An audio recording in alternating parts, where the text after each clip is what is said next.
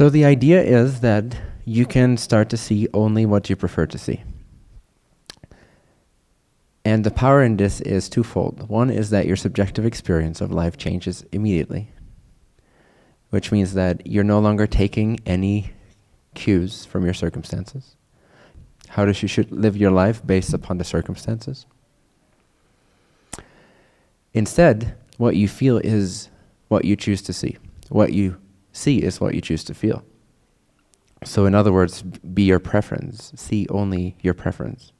And your preference can be anything, but it is always a frequency of consciousness. It is a state of being. So first of all, you need to know what you wish to experience. What do you wish to get out of life? What do you wish to paste onto it? How do you wish to color this picture? How do you wish to imagineer your creation? So you simply ask yourself the question. You take a moment, take 2 to 5 seconds to relax your mind.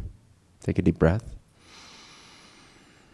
Give away all your ideas, your everyday thoughts. Just give them back to life. Just relax.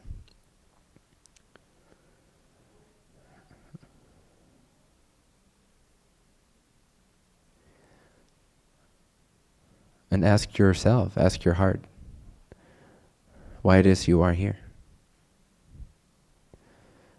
If you could only experience one state of being for the rest of your life, if you could only experience one type of existence, one mode of being, only one, what would that be? If you had to give up everything else that you think you need or desire, if there would be only one state of being that you could be in all the time, what would it be? In other words, what's the highest for you? What's the most important? What's the most life-giving?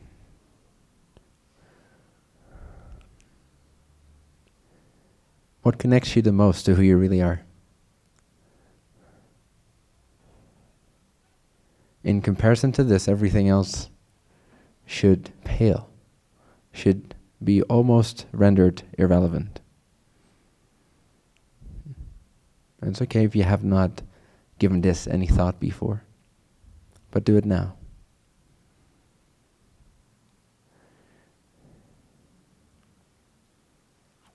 And you could hold on to only one thing, one idea, one concept, one reality, one existence, one mode of being, one way of being yourself. Only one thing.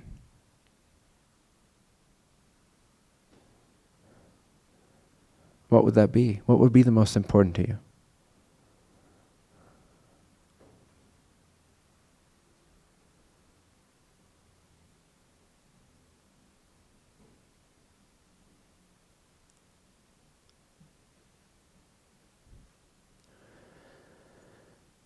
And when you find one such quality, one such frequency, one such state of being, you simply choose to experience that. You simply choose to feel that. So first you see it, first you picture it, and then you start feeling it. The longer you start seeing something, the longer you imagine something, the more you start feeling it. And the more you feel it, the more you become it.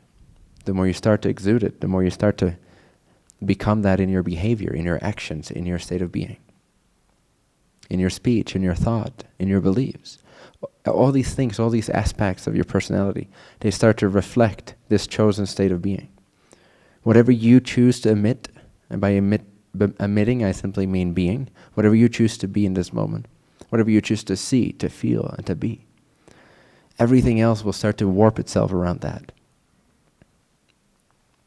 Inevitably, this cannot be undone. In other words, if you are seeing, feeling, and being a certain frequency, everything else in your life starts to reflect this. It cannot not do this. That means that your mind starts to change. Even your body starts to change. Your physique starts to change. Your cells start to change. Your environment starts to change. Your circumstances start to change. The people you hang out with start to change.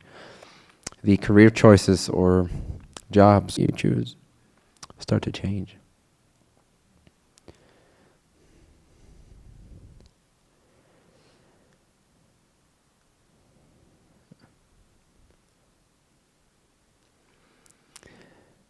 Now here's the important part.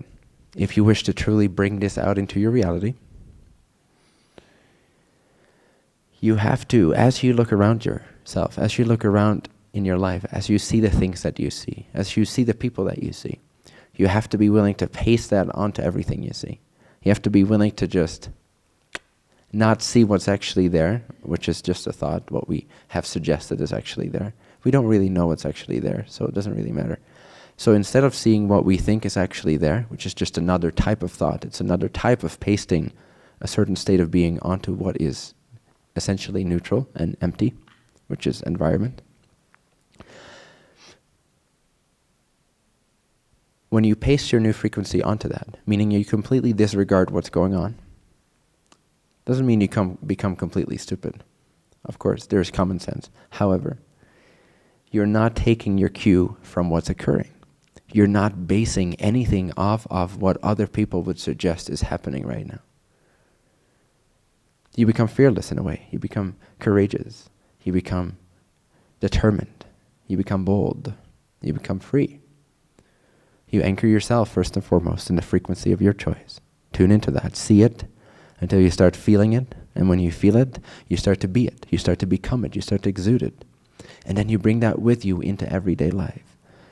You only see your preference. Your preferred state of being is all you see. You simply keep seeing what you wish to see. You keep feeling what you wish to feel. You keep being and acting as you wish to be and act. And when your actions and your behavior, which is synonymous with being, when your behavior becomes so attuned to your chosen frequency of being, then your circumstances will again have to reflect that. If you respond, if you see, if you be, if you respond from your chosen frequency only, regardless of what happens outside of you, regardless of how other people would define that moment and say you should be acting accordingly, regardless of all that, if you keep responding to that moment how you would in your ideal chosen state of being, then that state of being will start to spill out into your environment. And it will start to rearrange, literally rearrange the space-time structure of your existence. This is how energy operates. It responds to you. Because energy, which is everything, does not have a will. It does not have a consciousness of its own. It has a consciousness in a sense, but it does not have a will of its own. Meaning that circumstances cannot actually impose upon you anything. They never have. Circumstances have never imposed upon you a single thing. Every single choice you made was made based on your own beliefs, based on your own perceptions, based on your own choices.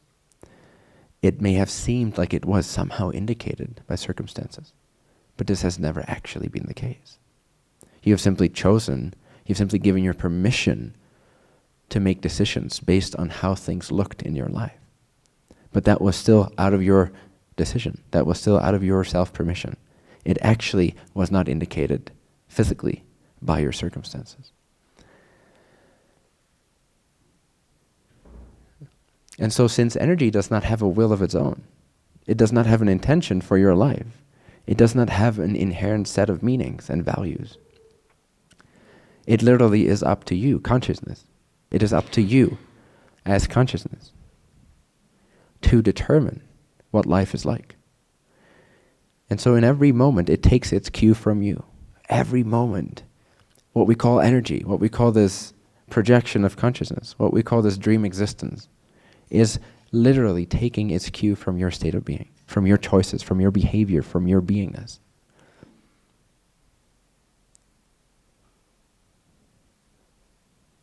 Seeing things is a great start.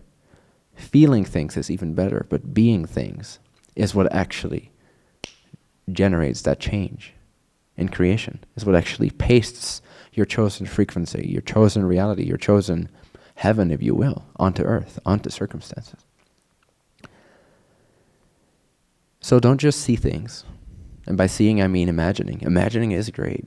Imagination is great. But in order for you to truly imagineer your life, and truly engineer your life according to your imagination. You will have to allow that imagination to start seeping through into your state of being, your state of feeling. And then that state of being becomes who you are. It becomes how you act, how you respond, how you see life, how you believe.